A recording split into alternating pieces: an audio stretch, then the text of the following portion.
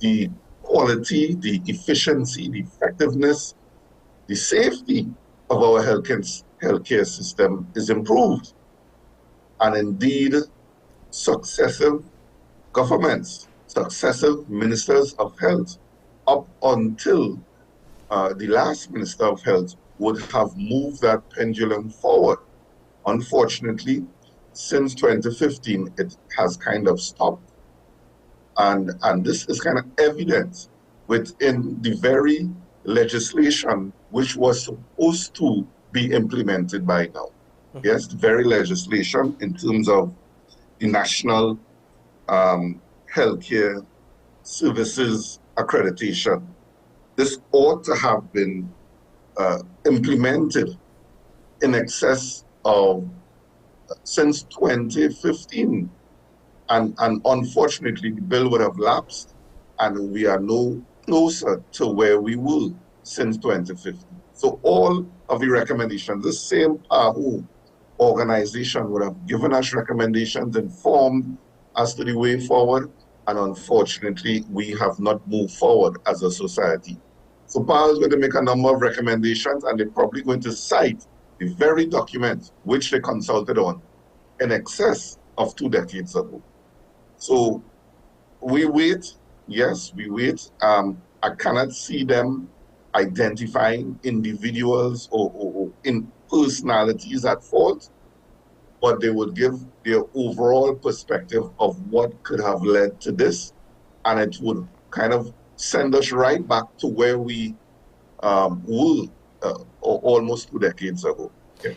You said, and there's a lot to unpack there, your last statements about PAHO not necessarily identifying any one individual or individuals in particular. At the very start of this particular story, when we became aware, you expressed that heads must rule. And further to that, you also suggested that the doctor who was sent on administrative leave was just a low-hanging fruit. So, given that you do not believe that PAHO will identify individuals who should be held responsible, in your opinion, how do we go about actually dealing with this situation, in the sense that it's beyond just protocols at this point? It's also, you have to take a look at the staff on the ground, you have to take a look at administrative staff, you have to take a look at every single individual who is, responsible or plays a role in the functioning of the NICU. If that is the case, are you going to, what is it in particular that you're hoping comes out of PAHO's report? When this situation initially occurred, we would have recommended for the medical chief of staff to be placed on administrative leave, not ascribing blame to the medical chief of staff, but the medical chief of staff, when you watch the organano structure, when you watch the reporting lines, it is the medical chief of staff who is ultimately responsible for all clinical outcomes within the healthcare institution. So if there is someone who has to be recused of their duties, even if it's temporary, it would have had to be the medical chief of staff. Barring that, this is a systemic failure, and only that person has that oversight over such alleged failures. Now, that has not happened. And one cannot now, because we within the association knows the shortfalls within the healthcare system. We have been speaking about it ad nauseum to any public and directly to the powers that be, hoping that they would change these issues. Unfortunately, powers that be have not moved in that direction.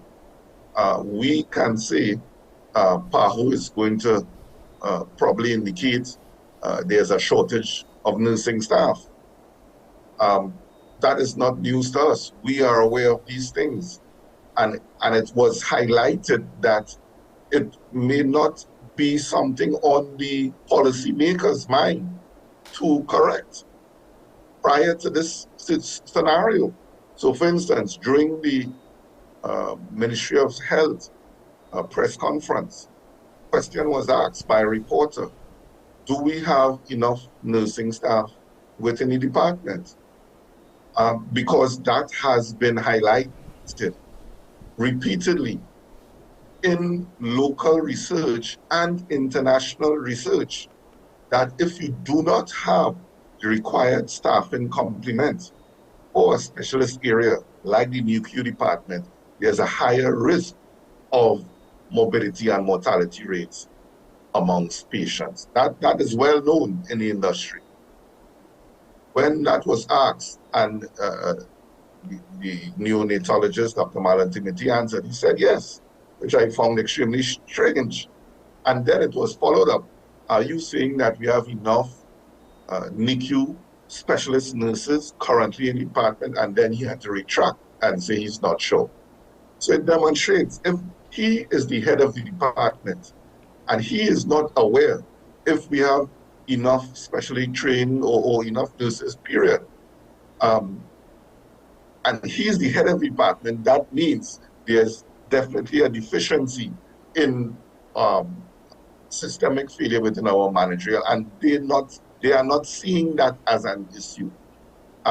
If one asks also if we have spacing, what Amplia is going to recommend that babies, the cots, the incubators, the beds that these babies sleep on, and are housed in for their first weeks and months in their lives. Remember, they are premature, they are more prone to infection, the immune system is not fully developed. They're going to recommend babies ought to be, these cots supposed to be placed at international spacing between 8 feet apart. That is the international standard now. So it reduces the likelihood of infections moving from one to another. Every single nurse in Trinidad and Tobago will tell you those cots are nowhere close to being 8 feet apart. They are more like touching each other in some NICUs in Trinidad and Tobago, actually touching each other because they cram them into very tight spaces. They would also tell you you ought to have one nurse to one baby. Every nurse in Trinidad and Tobago will tell you that is not so. PAHO is going to witness those things, and PAHO is going to review the patient records and see for themselves one nurse taking care of 3 and 4 babies. All of these things indicate and has proven that you can have a risk for infection, and once there's an infection within the department, it is quickly moved throughout the department because of these systemic deficiencies. PAHO is not an organization that is going to identify one individual person. That they are not like that. That is not their remit. And certainly they're not going to put that in any report. So if the country is looking for PAHO to identify an individual, sadly that is not going to come. You could watch previous instances. That very team has been on the other side of investigations themselves. It is not unique to Trinidad and Tobago, these types of investigations where PAHO go in and investigate. So they are well knowledgeable of how these investigations go.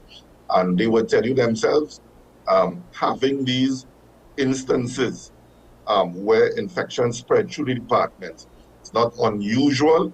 The amount of babies being negatively affected may be a little unusual in terms of 7 babies, and we still focus on 7, because that is where the outbreak really occurred during those months in March. We are not focused on the other deaths that have occurred because just by sheer the dates that those occurs, it's not directed to these 7 babies, as it were. So, I mean, the recommendations are already there. We don't need to wait as a country to implement the recommendations, to implement the act, to implement the bill, to implement the health sector accreditation standards. We don't have to wait on that report. We can start doing so. But I guess we Mr. Stewart, let me just As interject you there for a moment, yeah, because I know you said that the recommendations could be implemented with ease. That being said, currently at our public healthcare institutions across TNT,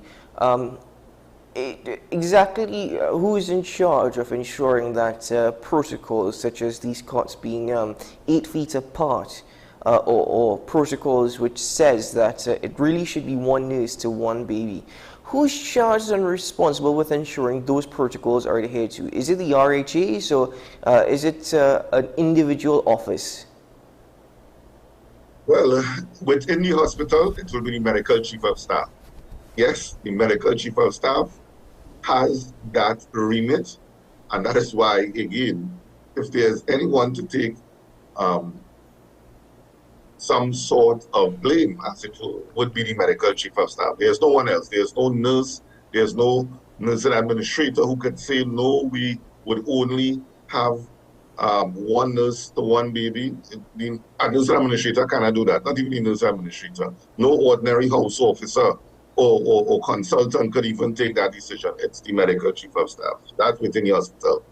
Then externally, what external organization can do that is the Ministry of Health. The Ministry of Health is the regulator, the chief regulator, to ensure standards are adhered to, or that will ensure all RHAs abide by standards. It's the Ministry of Health. Our standards that exist, and I know they're not practice, but on paper, what exists, are they currently up to international standards? Oh, I'd probably say 20. We have about 20% of the standards that we actually need within the hospital that are up to international standards, that are kept current, because international standards is not a static data or something. It's constantly changing. Every time they get more information, every time new research is done, they improve on it. So for instance, the previous standard for spacing between cuts was 7, and it was recently increased to 8, because they realized 7 just was not enough, and you still had that chance of spread. Now, if I'm telling you cuts are almost touching each other within the unit, who is to blame for that? The only person who can determine how many cuts in that room is the medical chief of staff. So if we come out of this and the medical chief of staff have not, and this is the bare minimum to be placed on administrative leave, then we would definitely, no one else could be held accountable. Absolutely no one else could be held accountable if they're unwilling. But from what I understand, since we made this call, it appears that just like as in the US, there are banks too big to fail. I believe this person is probably too big to be interfered with. So we are not that hopeful. But in any event, we want to move past that, and we want to focus on one of the main things that could prevent this from happening again, and that is the National Health Accreditation Bill to be brought back to Parliament. It was lapsed since 2013 under Dr. Fuad Khan. Despite the work of the previous Minister of Health, who started this whole journey, Hamzak Rafiq. Then it went on to Colonel Imbert, who actually produced the health sector standards, health sector accreditation standards. And then it went to Dr. Fuad Khan, who developed the bill and gave all the rationales. And I mean, I don't even need to do additional research to bring to you. You can just look at the Hansard documents, and it speaks to everything, almost every single thing that we are speaking about today was mentioned in that debate in that house. April, almost exactly 11 years ago, he spoke about this bill in Parliament.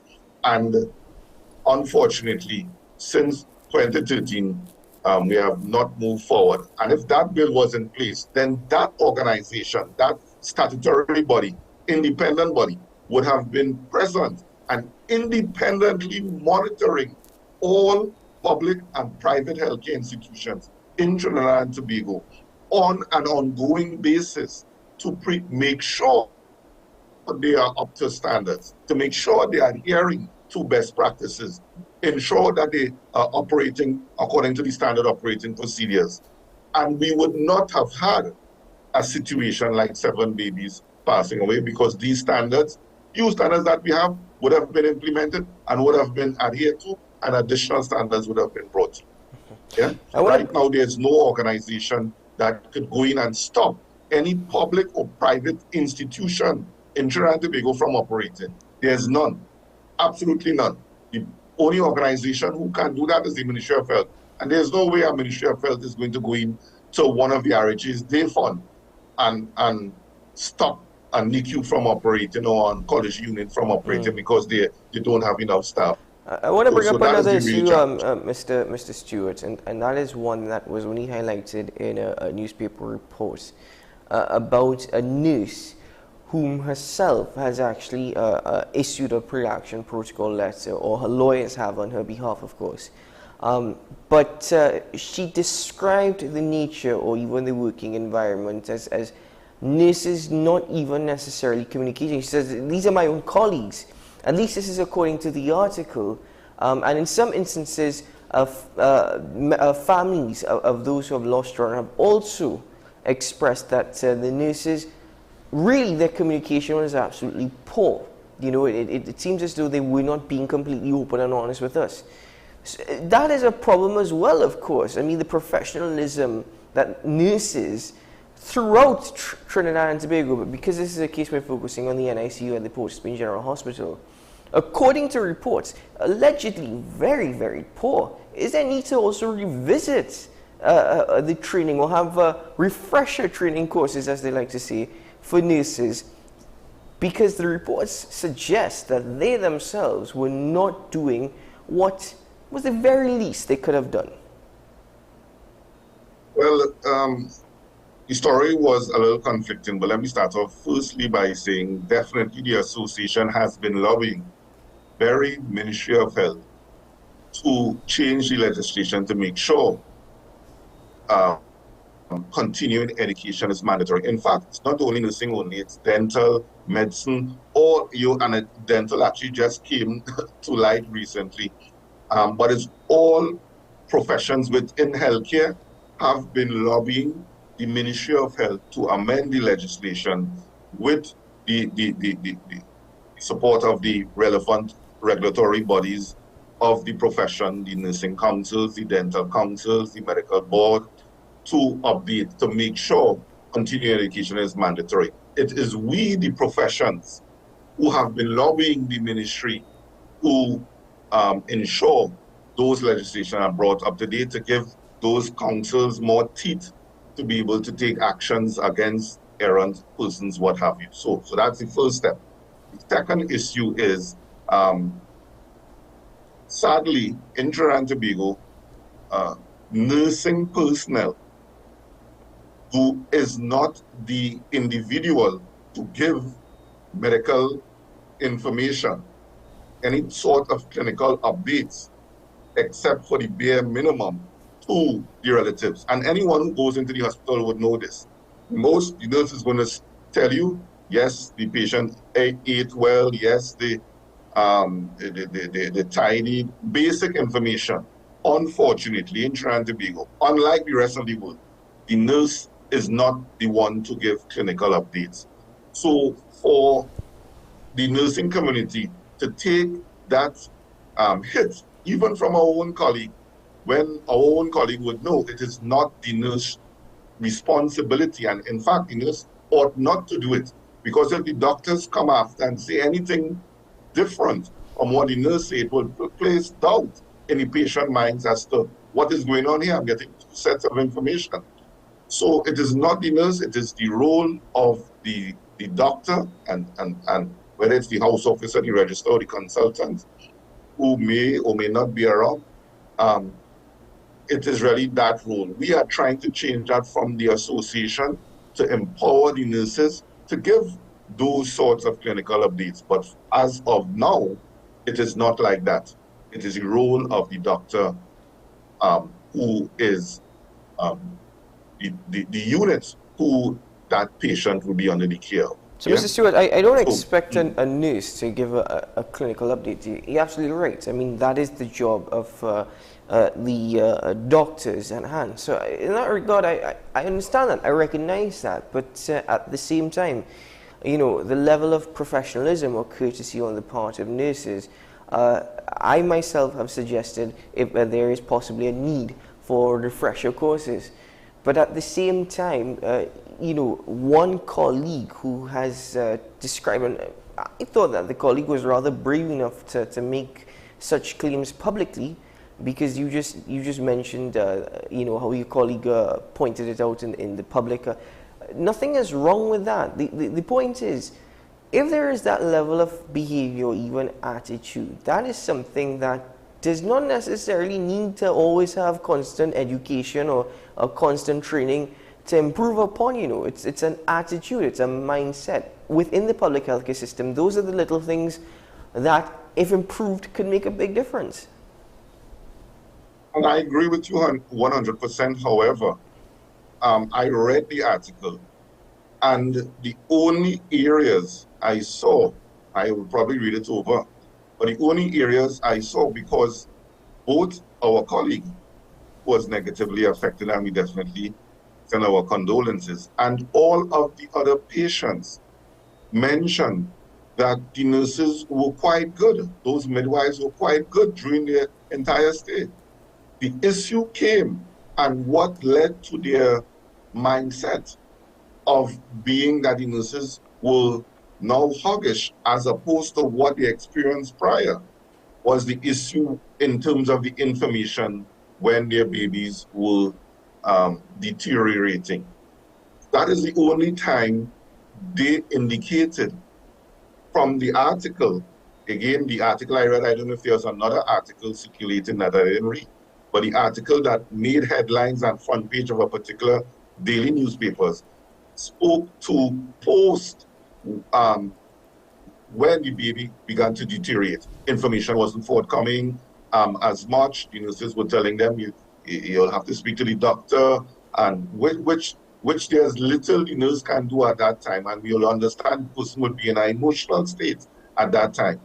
Now, there have been instances where, yes, and we admit as the association that nurses have been not practicing to the best professional standards. And that is why, again, the very association has been lobbying in court, mind you, to ensure the regulatory body who is responsible for treating with persons who are not living up to the standards of the profession are appropriately dealt with, whether it is placing them in a mandatory retraining, whether it's removing them from the role, whether it's suspending their license.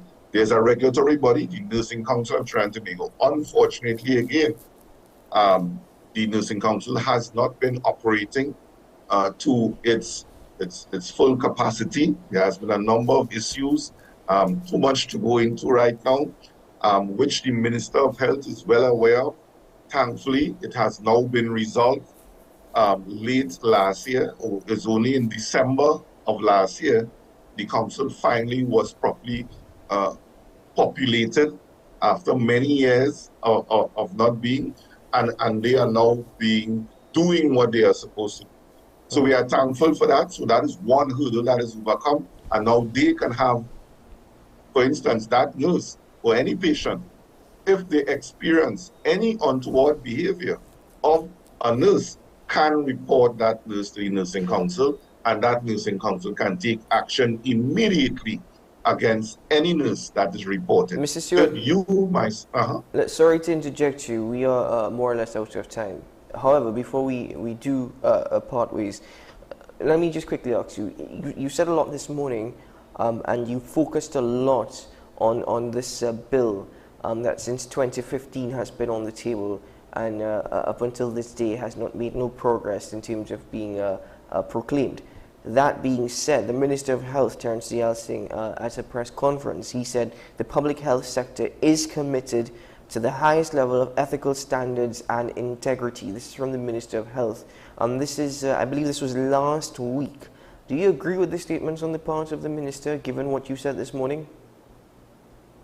I mean, the Minister will have to say what he has to say. Obviously, the Minister would have to say that that's as expected. I can't see, I can't expect a Minister not to say anything. But what we are focusing on is actions, yeah? Actions. And it has, the evidence is there, it has already been recommended, and all we want is the Minister to put his statements into action.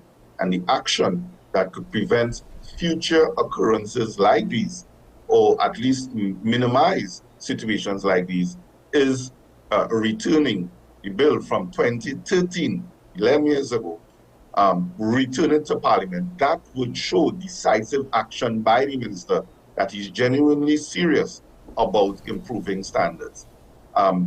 Himself regulating himself would never work, and that is what is happening right now. The Ministry of Health is regulating the RHAs, and that will never work, because the Ministry of Health, the Minister of any Minister of Health would never speak ill of the very RHA they are in charge of. They will never do that. So you need that independent body to do that and hold these RHAs accountable. Mr. Stewart, yes. Thank you very much for joining me on the program this morning. For my introduction, I will say once more that we await PAHO's report. As you've mentioned, it's not going to be in PAHO's nature to point fingers at any one individual. However, if the recommendations made by PAHO are those that already exist and were actually mentioned or referenced, rather, addressed in the bill, then we're in a situation where we're just going to be going around and around in circles. But at this point in time, sir, let's pause as we await more information. Thanks so much for having me. All the very best to you, sir. Take care. Ladies and gentlemen, we take a break here on AM Prime. A lot more conversations ahead. We will return shortly as we speak about our local chocolate products. Cocoa prices globally are skyrocketing. Our local chocolate prices to follow. But is it also something that could be deemed as a positive, as a benefit for our industry, which arguably has been on the decline? We'll return shortly.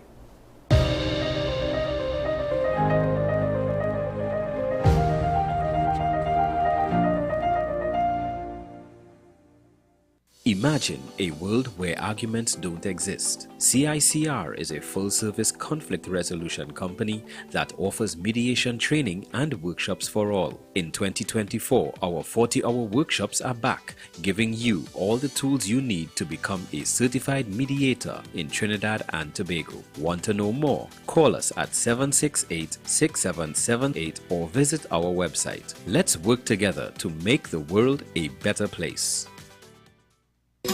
Take some time for yourself or spend some time with the family at Sandy Point Village Hotel. Enjoy our various studio and suite apartments, self-contained with their own kitchenettes and Wi-Fi. We also have our famous 100-foot swimming pool and our beachfront restaurant, the Steak and Lobster Grill. And our location in Crown Point puts us near the center of activity, from the nylon pool to the local nightlife. Call us and make your reservations at 639-8533, 389-2378, or email us at sandypointvillagehotel@gmail.com. FanZone, your reliable, authentic supplier, has just gotten better. You can now visit our website www.fanzonett.com for your authentic wear and collectibles. The only place where you can use both your Visa debit and credit cards. Visit our website fanzonett.com to make your purchase today. Coming soon to WESN. Pastor J, I want to get a tattoo. You really respond to me. Respond to me how you would respond to me. The first question I'll ask is why? Controversial taboo topics. We get so consumed by church, we forget that we have to live the life of being a Christian outside of the Sunday. Like you say, we think going to a service makes us a Christian. Exactly. Yeah. Right. So we are about to hear the second time Pastor J wanted to take a tattoo.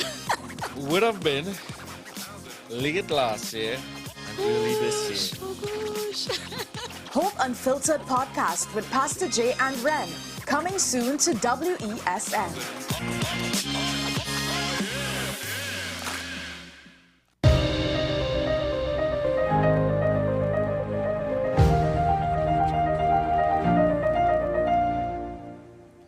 Welcome back to AM Prime, ladies and gentlemen. Thanks for joining us this morning. Last month, Business News Network, CNBC, they reported that cocoa futures for May delivery surged to an all-time intraday high of US $10,800 per ton before ending the day down 0.3%, settling at $9,622. Okay, so what does this mean? Essentially, cocoa has more than tripled in cost over the past year. In fact, in 2024, it's up by 129%. Now, the last time we had a conversation about our cocoa industry here in TNT, we spoke about the fact that, yes, it is declining. At the same time, there is opportunity, but there's also other instances such as disease that we need to look out for. Now that cocoa prices globally are skyrocketing, what does it mean for our industry down here? I'm joined this morning by the individual who I had that conversation with last time, actually. She's the director and bean-to-bar chocolate maker at the Autonola Estate, Ms. Nikita Nath. She joins us virtually. Good morning, Nikita, and welcome to AM Prime. Welcome back to AM Prime.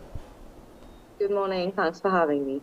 Thank you so much for joining. Well, in my introduction, I mentioned that just a snippet from that report about global cocoa prices and how they're up by 129%.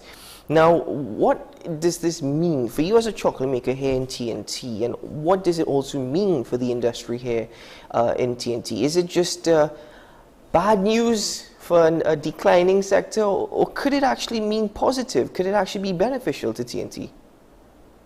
All right. So thanks for asking. I think as a farmer as well as a chocolate maker, it's, I'm going to focus on this as a farmer because this is nothing new to farmers locally. Since last year and the year before, farmers I've been speaking to have been suffering from horribly low yields. Myself, I can give you figures to reflect that. And the thing is, as a chocolate maker, and of course for companies who are buying beans, whether they're bulk beans or the fine flavor Trinitario beans, prices have gone up. But this is a direct reflection of low yields on the farm. For example, if I need to produce, or if I'm supposed to be producing at least 2,000 kilograms a year, which is our prediction from our mature plantation, last year I produced 850 kilograms. And I think, okay, maybe they're doing something wrong. The previous 2 years were 1,100 and 1,400 kilos. This year is 520. Am I doing something wrong? No. This is a worldwide trend. It's not just in Trinidad, not at Autonola. It's my estate. It's global. So, I don't want to talk too much, but without stopping. But what actually happens is people are saying, okay, great, cocoa prices are rising. But does that actually benefit the farmer who doesn't actually have such a great yield anyway? Mm-hmm. No. Our cost of production has, if it costs me $10 to produce 2 tons, and it's the same $10 next year for 1 ton, I haven't actually made anything there. My cost of production has doubled. So I need to pass on that price to buyers. Mm-hmm. Buyers then will suffer. Prices are going to go up. And in fact, I've been saying this in my tours for about a year. And it's here. So to me, this is no big surprise. Is there hope? I hope so, because if this continues, it's untenable for farmers who rely solely on bean sales for their livelihood, I believe. So this is an issue rather that prices are high because the supply of beans cannot necessarily meet the demand that is there for the beans. And in that regard, is it attributed to what we spoke of the last time, and that is climate change, for example, the presence of various diseases that is causing our cocoa farmers in Trinidad to experience lower yields? I believe so. It's definitely tied into what we spoke of last time. And for example, in our field, we have never seen witch's broom disease. the fungus that decimated the industry locally in the 1920s. For the first time in December, probably 1 in 3 pods of ours were affected. That's huge. On top of trees that are already bearing low, possibly because, well, it has to be climate. Is it El Nino, La Nina, hotter temperatures? It has to be that because we take pretty good care of our field with regular pruning, fertilizer when we can, manage to. We don't spray insecticide, we let the midges pollinate. So there's very little that we can educate ourselves further, I believe. I mean, parrots and squirrels and woodpeckers, which are our major pests, there isn't much you can do. We're exploring some options, but disease and pest damage has increased on top of already decreased yields. We're hoping for a May harvest this month, fingers crossed, to get a small additional amount to top up our current yield. It's pretty dire. Well, this is the thing. One commercial producer of chocolate here in TNT has actually said that the importation of chocolate just to meet their production line has increased. So if that be the case, for you, for example, as a bean-to-bar chocolate maker that uses local cocoa beans to produce chocolate for the local market and for the international market, is that you are seeing your production declining as well? So kind of. We actually have just enough, not kind of, definitely. We actually have just enough beans to service our in-house tours and chocolate making and sales. Like just enough. Because really and truly, we have an arrangement with a Japanese client, a trusted partner of ours, that we send our excess beans to them every year at a premium price. We had no beans to send last year, and this year, no, neither. So they're being affected, and we're directly being affected as well. So we are lucky, and in fact, to expand on that, I actually did last week, finally after a month, look at costing, look at spreadsheets, because I'm very, very particular about keeping data. Farming is a business to make money, to make sure you're covering all your expenses. And luckily if we don't get an additional May harvest, our prices have to change. We are on the cusp of, we have to change prices if we don't get yields, because I actually did my spreadsheets based on hoping we get an extra 200 kilograms. Which is ambitious, but it's really important because local chocolates are already, as you know, very costly. We want to be accessible, but we still have to make, the bottom line make sense. At the end of the day. It's very pressing in the toes now. It's like, this is what reality is, and this is what the fields are producing. It's very crazy. So the thing is, I know last time you would have spoken about this, but just to refresh the mind, why is it that local chocolate prices, local chocolate, always seems to be a bit more high as compared to the international imported product? Definitely, and this is something I'm happy to share with you because local chocolate, people will come on the tour and say, local chocolate is expensive. Why? And that's fine. People do need to know about the product they're buying. I mean, when you taste commercially produced 80% and a craft chocolate, meaning a small-scale artisan chocolate maker, if you taste their 80% in comparison to something more mass-produced, the proof is in the pudding, so to speak.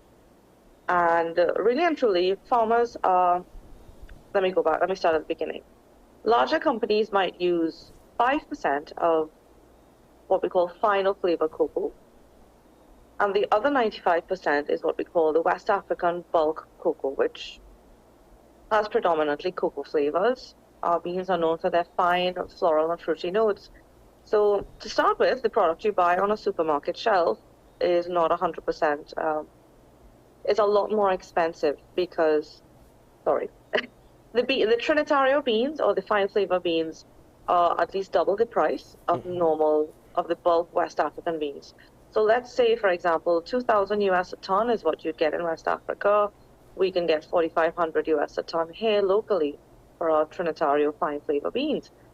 So if you think about the fact that our products locally from craft makers are 100% Trinitario, no forced labor has gone into that. Someone has been paid a fair salary. So that's our beans locally. The commercial products are a lot cheaper in terms of raw materials because they're using the cheaper West African beans as most of their product. So we can't compete on the raw materials to start. And secondly, and probably more importantly, or as important, is economies of scale. My production machines are quite small, but we can't compete with bigger companies that have much larger equipment. And even if we do have equipment, do we really have the bean supply to justify massive machines? And I don't think so, at least not yet. Because what you may notice is not all the value addition partners locally may have an estate.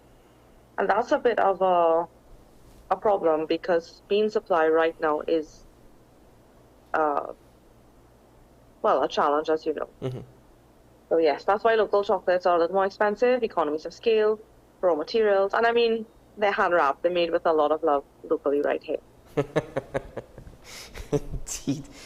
So then, let me push the conversation forward in the sense that with respect to investments within the local cocoa industry, if cocoa farmers are struggling because the external product, for example, the West African product is cheaper.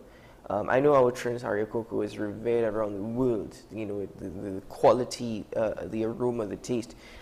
But that being said, is investing in our local cocoa industry a good thing? We've seen Brazil invest in respect to innovation and new irrigation methods. But investing here in our local cocoa industry, even given the climate change and even the diseases that are present, is it something that you can see being a good investment in the long term? So, by its very definition, cocoa is a long-term crop. The trees take about 4 years to start to fruit, and they're 8 years. At 8 years old, they are fully mature, between 8 and 10 years old. So, to answer that, yes, I believe in farming and value addition. I really do. But the last year, I'll be honest, has really shaken that faith because if you decide today, I would like to be a cocoa farmer, and you look at the figures and you're like, okay, I need to wait a really long time to see a return on my investment. I mean, 8 years for maturity is literally for 4 to 5 years, everything we did or everything we made went straight back into the field. There were lots of challenges, pre-deal larceny, labor unavailability, but we managed to get through there. And thinking of what we went through, is it a good investment? Now, I would say definitely. Strangely enough, we're seeing the returns on investing in the farm. We don't have to run down beans. We are guaranteed a supply. We have the joy of having cocoa farming picking is actually pretty fun, even though it's labor intensive. But really and truly, I'm trying to be delicate while answering this question. If you look at the local landscape, very few of the value addition partners actually really are being treatable, I should say. We have our own farm and we're processing beans. However, if you're a bigger player, do you have your own farm? Are you able to guarantee your own supply of beans? And maybe not, because still, again, the value is not in bean sales. And I'm going to repeat that. The value is not for us now in bean sales. And I think my opinion is for the country too. We have to add value, whatever that means. Bean sales are not going to cut it. And this is based on our projections. My vision for the country would be to be kind of like, my husband is from Greece, and I don't know if I'm going on too long, but basically in every little village, they have everyone has olive trees. Maybe you have a handful of olive trees here or there. And if everyone in Trinidad had a few cocoa trees here or there, you don't need to leave your day job. Spend 2 to 3 weeks a year, you prune them, you salt them, you take care of them, and you spend 1 week or 2 weeks a year harvesting. If every little community had their own chocolate making processing facility. In Greece, they take their olives and they send them to the community press. and it's big fancy equipment from France. They were generous enough to let me see it because I love food stuff like this. Big press, very high quality. And every farmer, every family that has olive trees, like Trinidad, for example, how many people do you know, or you may not know, that have a grandparent that had a 5 acres in cocoa?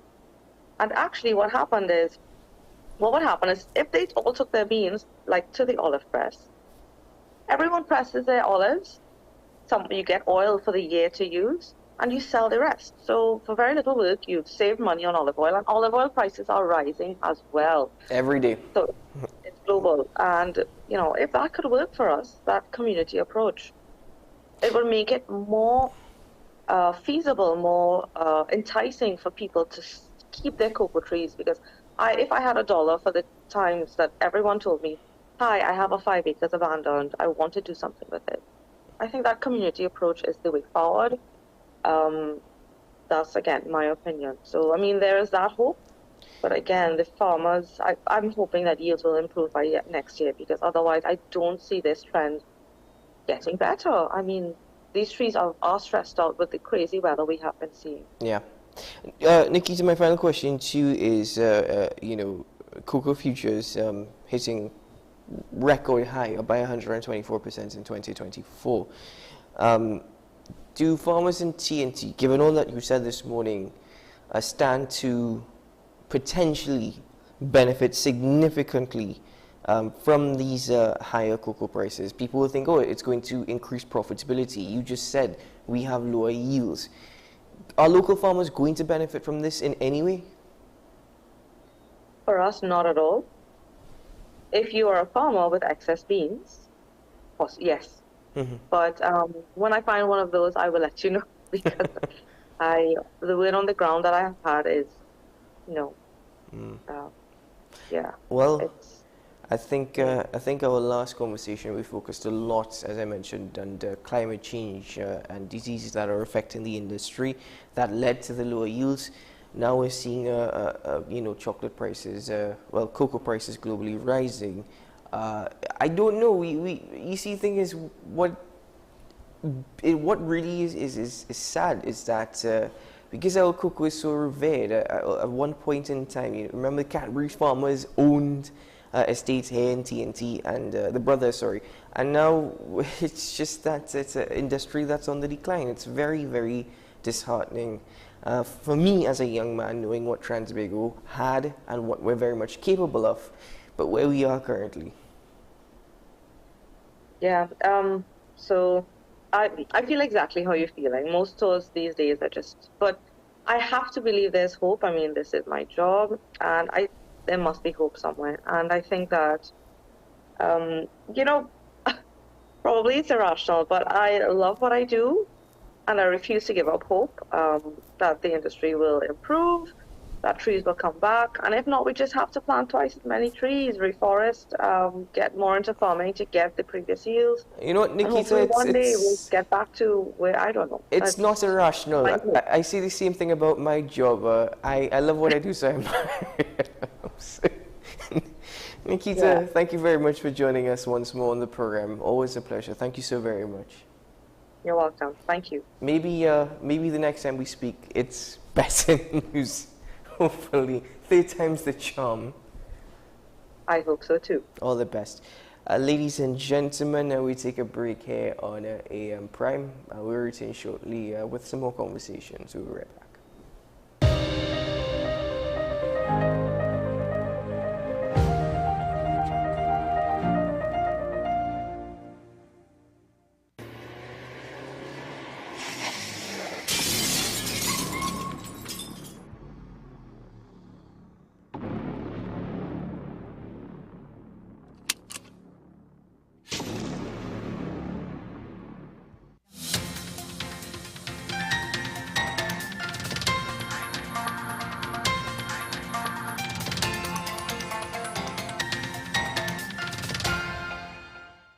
This is your WESN News on the hour. I'm Sean Michael Small. Thanks for joining us. Here's a prime occasion to advocate for Tobago's interests globally.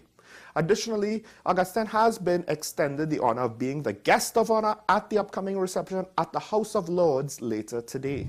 Political analyst Rishi Maharaj says what's happening in the United National Congress is a power play, particularly with the general elections looming. Maharaj said that the power play in the party seems to occur more regularly than in the other political party, the PNM. He also stated that the party evidently has problems dealing with these issues internally, which then leads to the dissident being aired in public. Regionally, Tourism Minister Edmund Bartlett revealed during the 2024-25 sectoral debate in the House of Representatives that Jamaica anticipates a record-breaking revenue of US $4.38 billion from the tourism sector for the fiscal year 2023-24. Bartlett stated that stopover arrivals are forecasted to reach 2.96 million, marking a 9.4% surge from the previous period, while cruise arrivals are projected to hit 1.34 million, representing a 9% increase compared to the figures from 2022-2023. Well, that's news on the R1 WESN. I'm Sean Michael Small. Thanks for watching.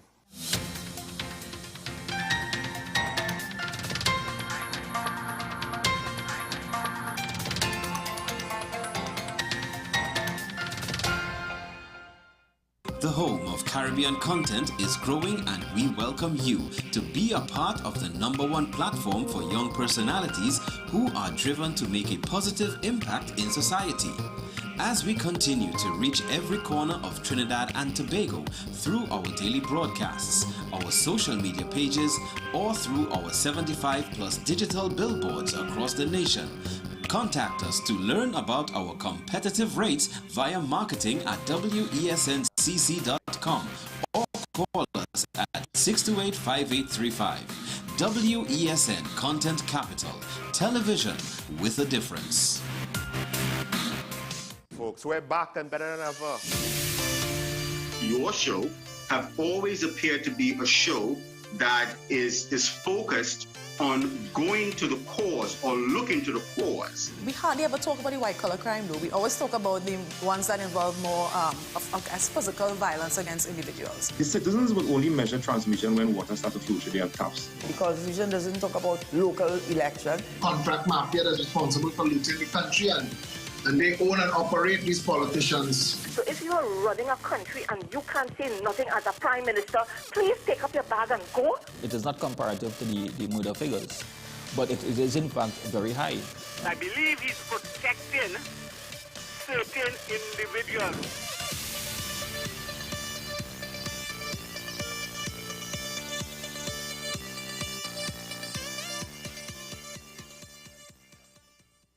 This is Face of Sports, WESN Content Capital. How you felt about the kiss on the lip? That's the business. I'm not to do with that. I find that was distasteful. The national senior team, whether you like it or not, that is the model for all other teams to follow. I'm assuming that the regional requirement may be a much stricter requirement. This is not about Pro League and Super League. This is a league run by the Normalization Committee that I'm responsible for. Nobody expected FIFA to fund this arrangement. If we don't get a professional attitude towards this, we are doomed for failure. You break the balance, trip the leg, control the body. They ain't gonna stand put forever. Why you want the Chiefs to lose so? Why you want the Chiefs to lose so? They already have two. Lamar don't Why? have. You're jealous because you know the Chiefs getting closer to the Patriots. Let's go to the last part. No, let's go to the last part.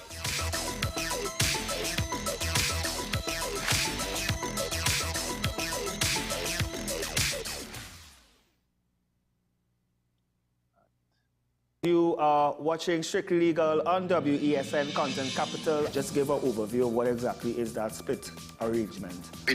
Now you don't need to register nothing. We can do that another time. But then it becomes a hit, and then everybody starts to want to claim.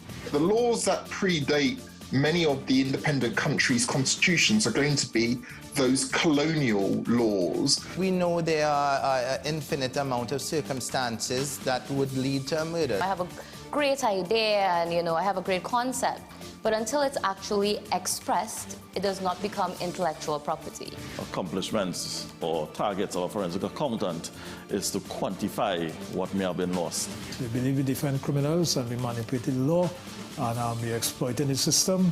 A responsible journalist will reach out to the person who they have the information on for a comment.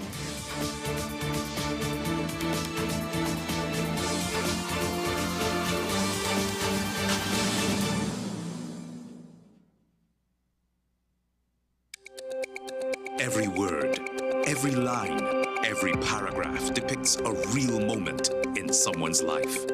A father, a sister, a mother, a brother. We at Newsday are dedicated to you, the people, and through independent, unwavering journalism, strive to always bring your stories to life. Because your stories are more than just words. Newsday, independent and credible. Take some time for yourself or spend some time with the family at Sandy Point Village Hotel. Enjoy our various studio and suite apartments, self-contained with their own kitchenettes and Wi-Fi. We also have our famous 100-foot swimming pool and our beachfront restaurant, the Steak and Lobster Grill. And our location in Crown Point puts us near the center of activity from the nylon pool to the local nightlife. Call us and make your reservations at 639-8533, 389-2378 or email us at sandypointvillagehotel@gmail.com. The newest book is here, Closer to the Church, the debut novel by author and former mayor Louis Lee Singh. Available at all the home store branches, Barataria, West Mall, Shogunas and C3 San Fernando. Paper-based bookshop 10 Nook Avenue, St. Anne's, WESN 30A Gattaca Street, Woodbrook, Metropolitan Bookshop, Ariapita Avenue, Woodbrook, and all RIK bookstores nationwide. Available online as paperback on Amazon.com and Kindle for e-readers. For more info, call 628-5835 or 389-6504. Also available from author Louis Lee Singh, I Used to Live in Heaven, Letters to My Granddaughters, and Local Government in Trinidad, Conspiracy Against the People.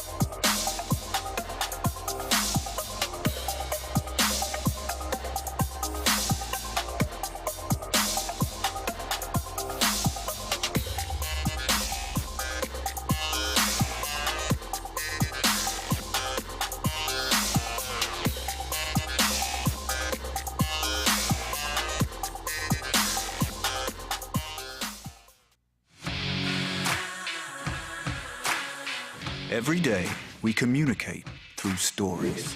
Stories of ourselves, our challenges, our goals, our experiences, and our aspirations.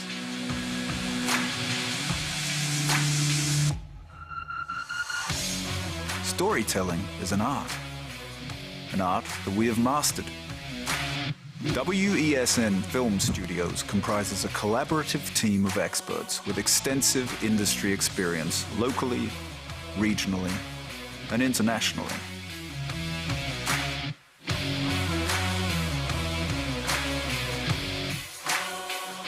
The ability of your business to successfully communicate with your preferred audience depends on the strength of the stories you tell. Your vision should be communicated in a high-quality, professional, and creative way.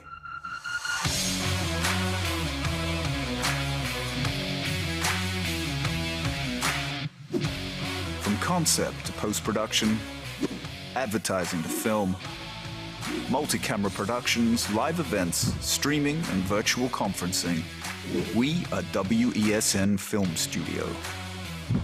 Let your own unique voice be heard and your vision realized. Call us today at 628-5835 for your next production.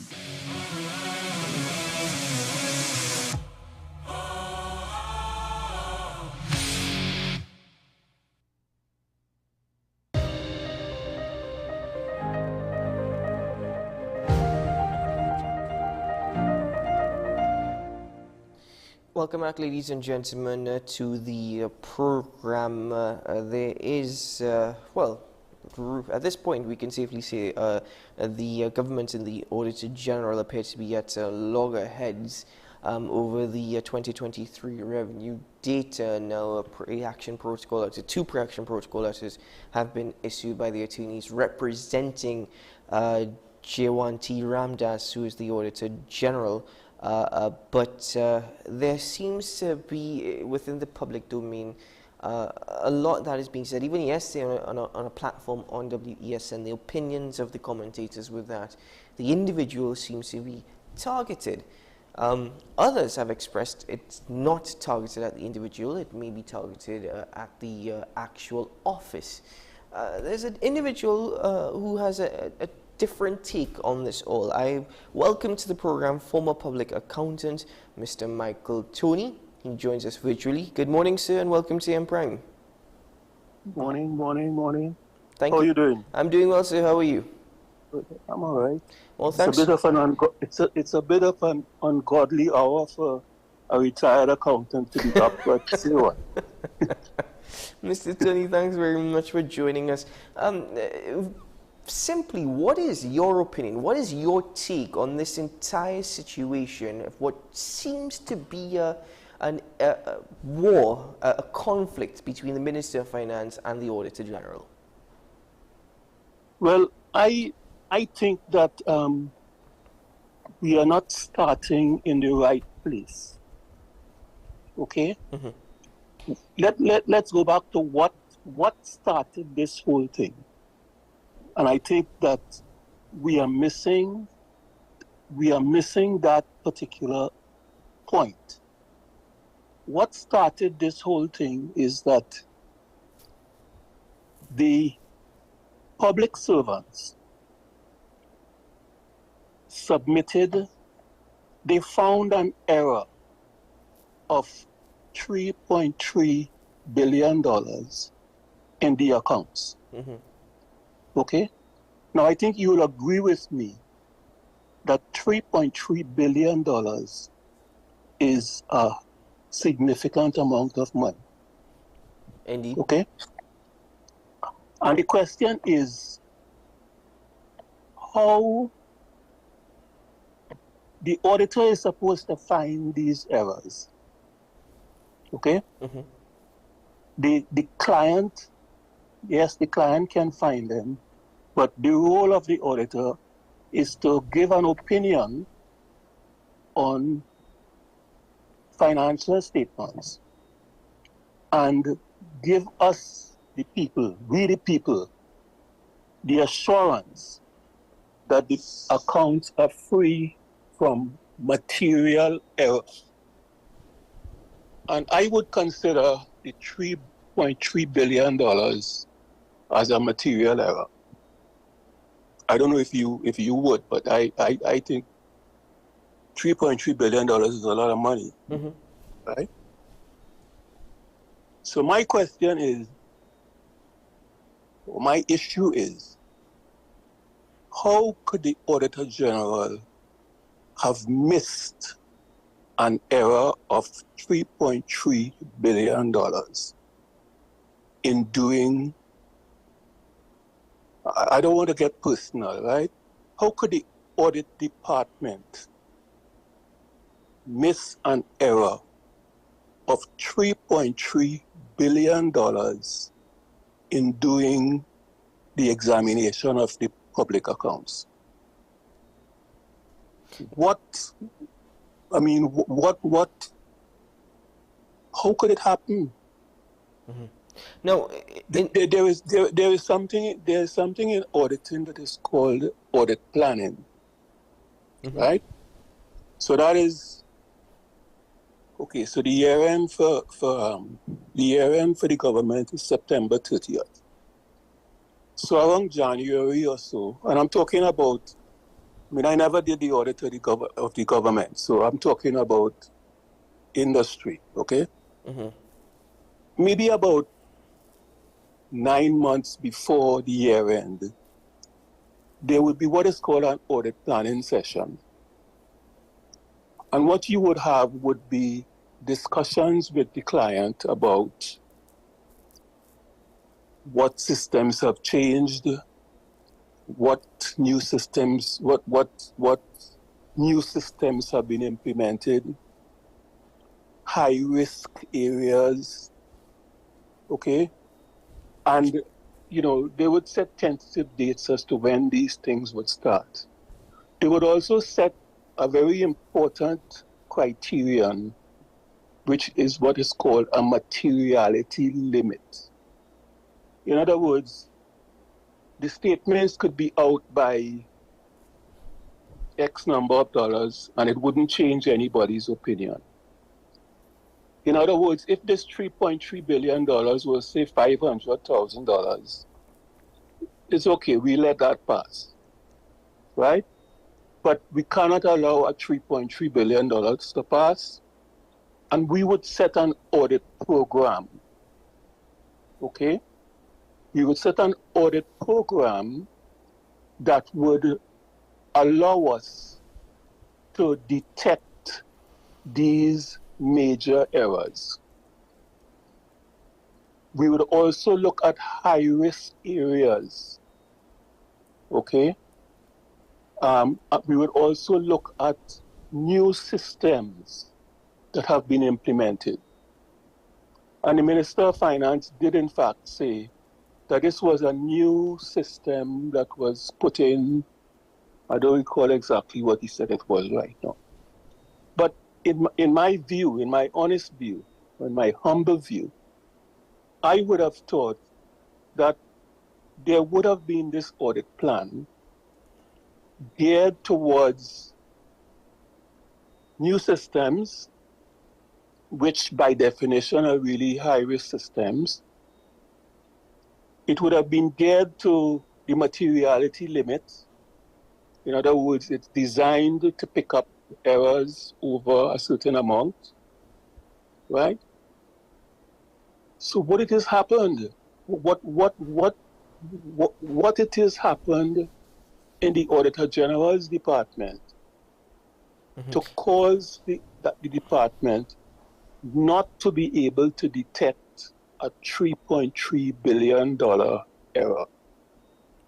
Well, what is? Let me ask you, because it seems that based on the information that we have, that the Auditor General attempted to reconcile the situation according to her pre-action protocol letter, her first pre-action protocol letter, by bringing a team together and auditing the numbers.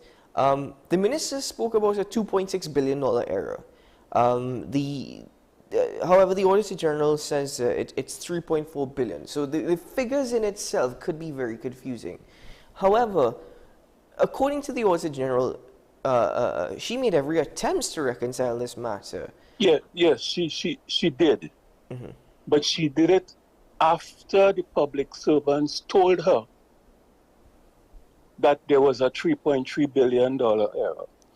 And in that respect, Mr. Tony, as well, according to the Auditor General, it seems as though the numbers were just backdated. She got no justification for such. The Minister of Finance, however, is indicating that it was a new system that central bank was operating. Yeah, all of that is after the fact. The fact is, if the public servants did not tell her, or I don't want to be personal, if the Auditor General, if the public servants did not tell the audit department that there was a $3.3 billion error, we would have been none the wiser. Excuse me. We would have been none the wiser about this particular error.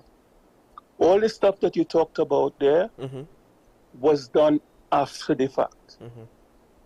And my point is that your job as the audit department is to find the error in the first place.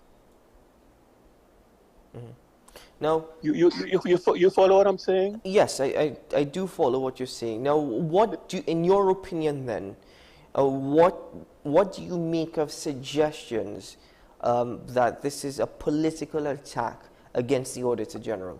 I'm not going into that, right? I am just looking at it as a professional accountant. Mm-hmm. Okay?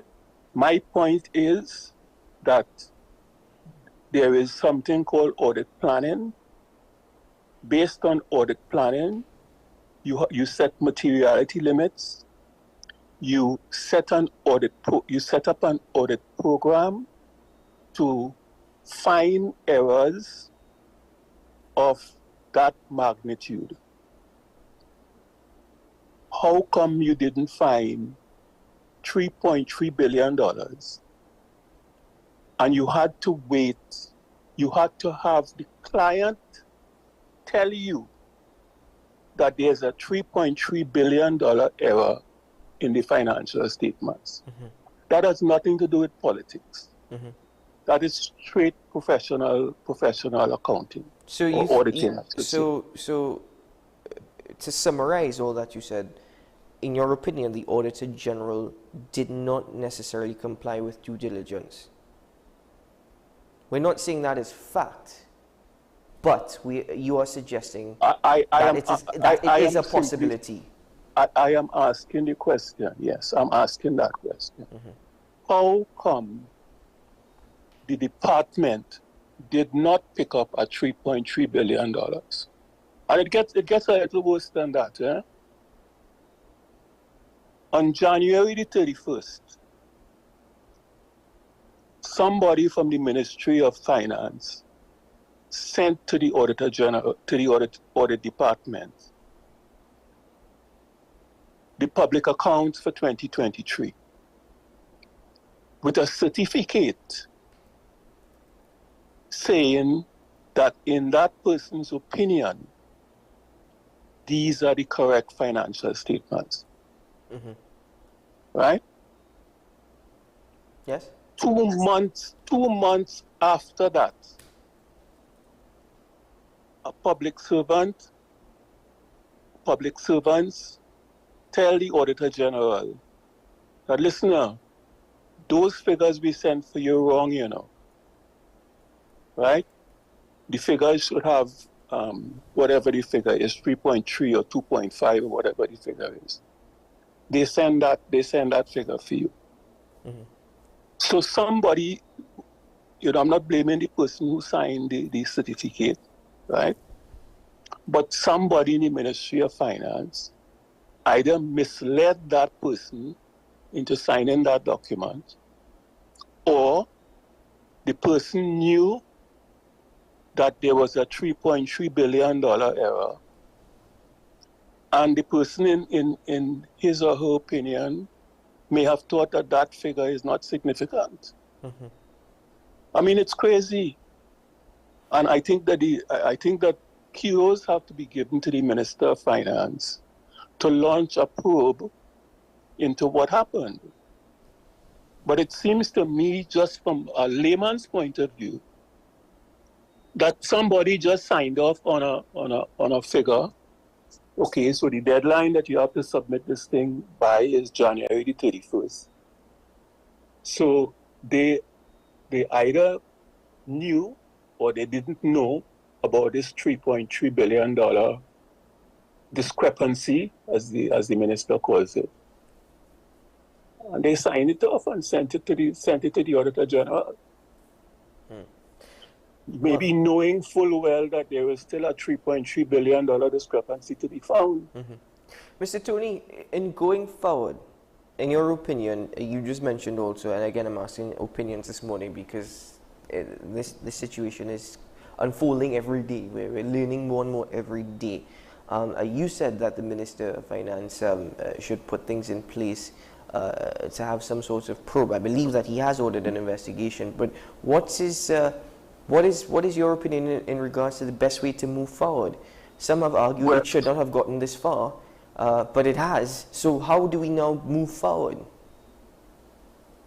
I think that the Auditor General's department needs to have a hard look at its procedures, okay, to make sure that they are doing proper audit planning, that they are doing proper audit execution, so that they can detect these errors and have them rectified. Right?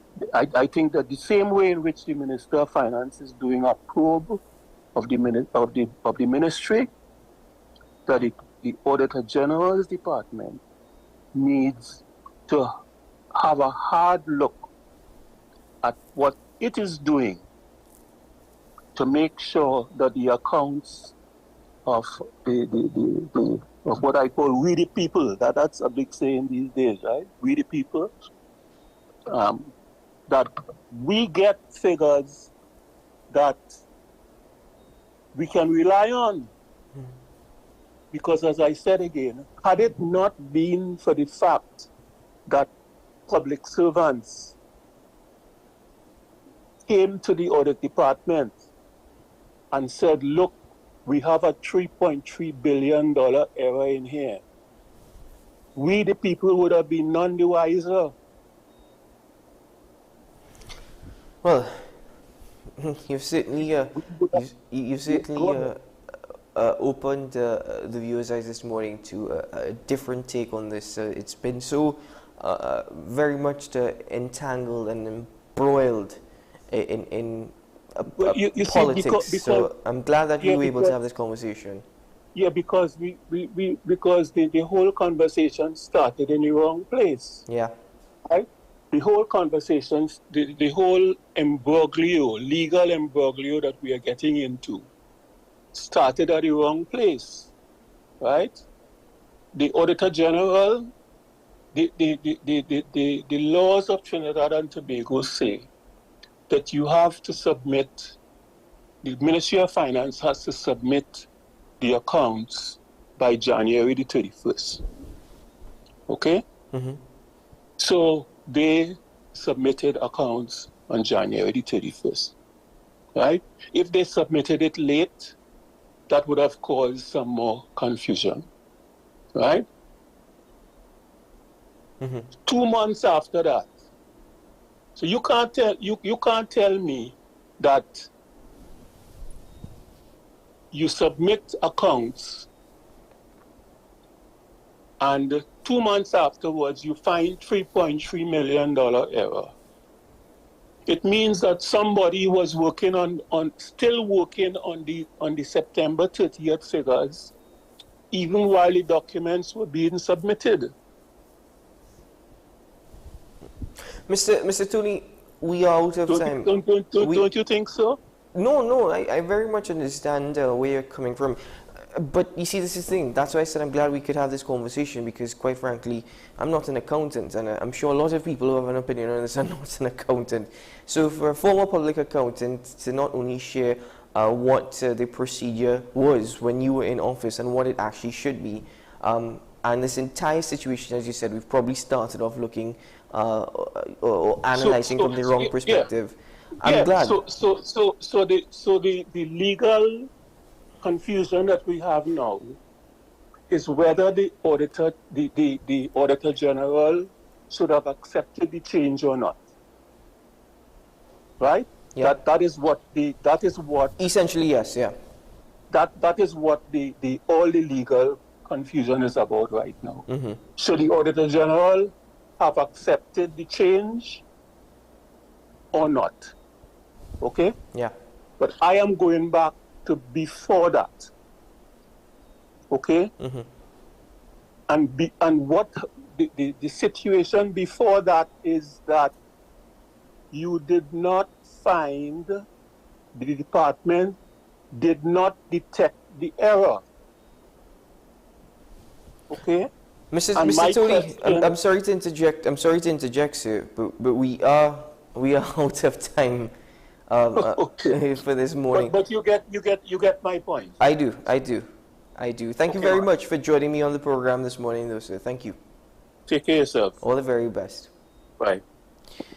I think it is most beneficial that we were able to have this conversation this morning with the former public accountant who is very much versed with the way this should have gone about and exactly what has transpired, what has happened. Now, bear in mind that Mr. Tooney has not made any assertions. He is just asking questions, and I think that is very important in this entire situation.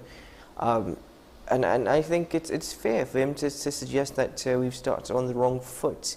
The question now with respect to the legality of all that has happened, well, lawyers have been hired on the part of the Minister of Finance, and of course the Auditor General, she has attorneys at law representing her as well. But in terms of the actual work that should have been done from the very beginning, well, this is what you just heard from Mr. Tooney. Anyway, ladies and gentlemen, that's it for AM Prime. Thank you so very much for joining me on the program this morning.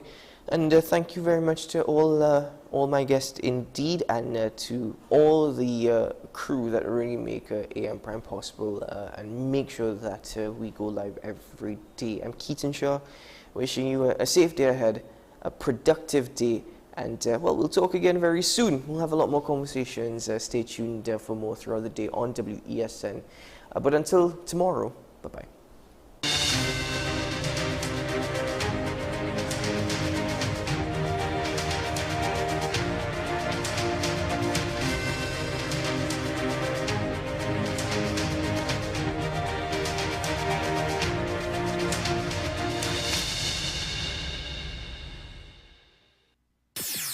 WESN.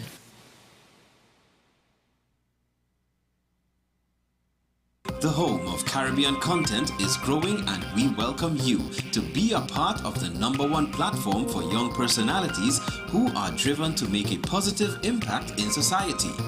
As we continue to reach every corner of Trinidad and Tobago through our daily broadcasts, our social media pages, or through our 75+ digital billboards across the nation,